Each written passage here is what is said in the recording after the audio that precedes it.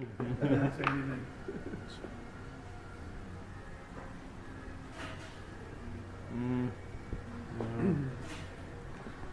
So you took the hose nut off already, and now you're taking the. All right. Just pull it straight out. Yep. One thing that I want to just point out: whenever you're working on the stem area, you want to do them in the order that they are appear.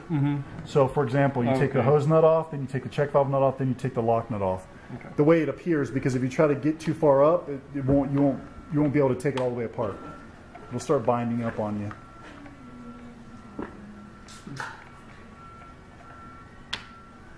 And then This whole piece. Yep. Yep. There you go. That comes off too, though.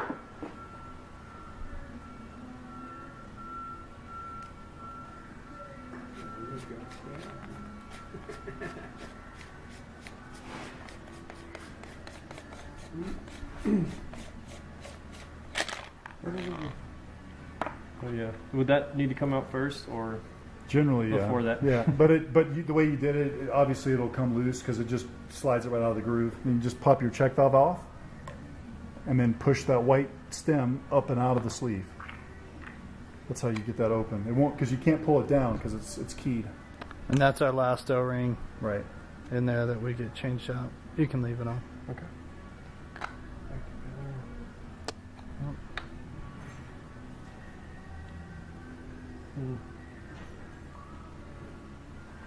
Good, and give it a pull. Pull it all the way down. If it doesn't pull down, you did. But if you it doesn't know pull down, you know you didn't line up the groove with the tooth. Okay. And that's an important piece.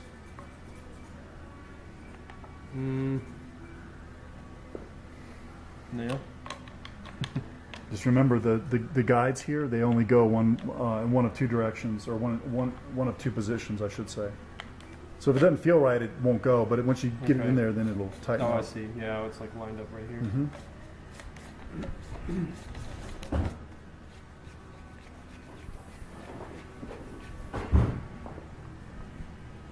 This guy? Yep, that's a split ring. So what you want to do, that's what happens. What I was going to suggest you do is you take it all the way up to 1 to 100, and what that'll do is that'll give you enough of the thread here where you'll be able to get your hand in there to hold it down when you put that on. Okay. One of your fingers in there to hold it, and then actually if you kind of just angle it this way and kind of just force it on, it'll go right into where it goes.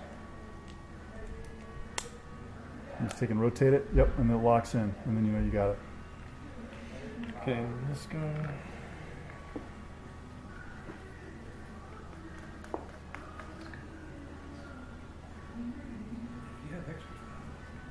Just put them in the can. There's a can right there. We can sell it for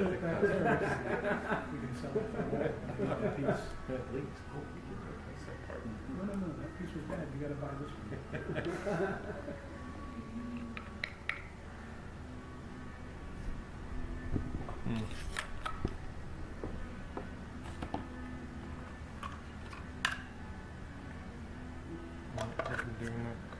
I'm glad you did it that way, because I figured eventually this is going to happen. You'll notice that this piece doesn't really have any threads or anything. And I don't know if you've seen this either, but this is what enhances the mixing in these units. So it only goes in one way. Of course, there's a big keyway here that goes into a keyway that's there. I don't know if you're trying to capture that, but this is the way it goes down in there. Yeah. How does that make sense? What it does is that when the plunger injects, it brings it up in the chamber, and it actually forces it through there, which causes it to be mixed thoroughly inside the chamber. So when you go to put it back in, it only goes in one way. And so when you put the stem back on, it's important to know that, because if it doesn't line up like that, then you know you didn't get it in right.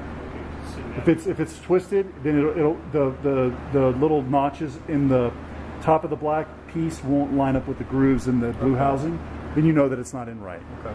So nobody else did what you did, but I wanted to take that because it's going to happen. And then you tighten that nut down. You always want to put the lower end first, and then put the piston in that, and kind of second to the last. In all this. Kind of in order. Hi, John.